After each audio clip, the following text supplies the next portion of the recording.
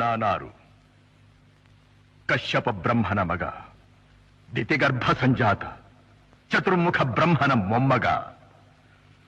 ವಿಧಾತನಿಂದ ವಿಧಿ ಬರಹವನ್ನೇ ಬದಲಾಯಿಸಿ ಮರಣವನ್ನೇ ಮೆಟ್ಟಿ ನಿಂತ ಮಹಾವೀರ. ಅದಿತಿಯ ಮಕ್ಕಳ ಅಟ್ಟಹಾಸವನ್ನು ಸುಟ್ಟು ಆದಿತ್ಯರ ಅಟ್ಟಹಾಸವನ್ನು ಮಟ್ಟ ಹಾಕಿದ ಸಾಹಸಿ.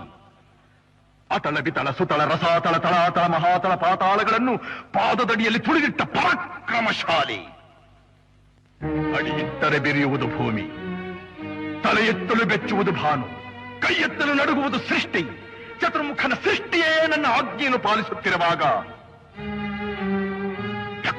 ನನ್ನ ಮಗ, ನೋ ಜನ್ಮ ಕೊಟ್ಟ ಮಗ, ನನ್ನ ವಂಶವನ್ನೇ ಬೆಳಗಬೇಕಾದ ನನ್ನ ಕುಮಾರ, ನನ್ನ ಆಶಾ ಜ್ಯೋತಿಯಿಂದ ಎಂದು ನನ್ನ ಮನಸ್ಸಿಗೆ ನೆಮ್ಮದಿಯಿಲ್ಲವೆಂದರೆ ಛೀ, ಇದೊಂದು ಬದುಕಿ, ಇದೊಂದು ಜನ್ಮವೇ, ಎಂತಹ ದುರ್ವಿಧಿ, ಇದೆಂತಹ ದುರ್ವಿಧಿ.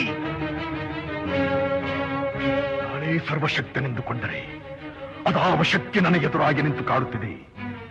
ಅದಾವ ಶಕ್ತಿ ಪುತ್ರನನ್ನೇ ಶತ್ರುವನ್ನಾಗಿ ಮಾಡಿದೆ. ಅದಾವ ಶಕ್ತಿ ಅವನಿಗೆ ನನ್ನನ್ನು ಎದುರಿಸುವ ಧೈರ್ಯ ತುಂಬಿದೆ. ಅದಾವ ಶಕ್ತಿ ಅವನಿಗೆ ಸಾವು ಬರದಂತೆ ತಡೆದಿದೆ. ಅದಾವ ಶಕ್ತಿ ನನ್ನ ಮುಖ ಭಂಗ ಮಾಡಿ ತಲೆ ತಗ್ಗಿಸುವಂತೆ ಮಾಡಿದೆ.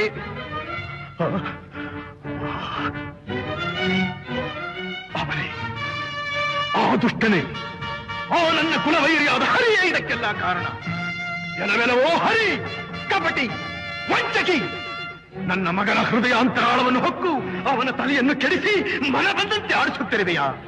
ನಿನಗೆ ಪೌರುಷವಿದ್ದರೆ, ಪರಮ ಪುರುಷೋತ್ತಮನೇ ನೀನಾಗಿದ್ದರೆ, ನನ್ನಂತೆ ನಿಜವಾದ ಗಂಡು ನೀನಾಗಿದ್ದರೆ ಬಾ, ಬಂದು ನನ್ನ ಎದುರಿಗೆ ನಿಲ್ಲು.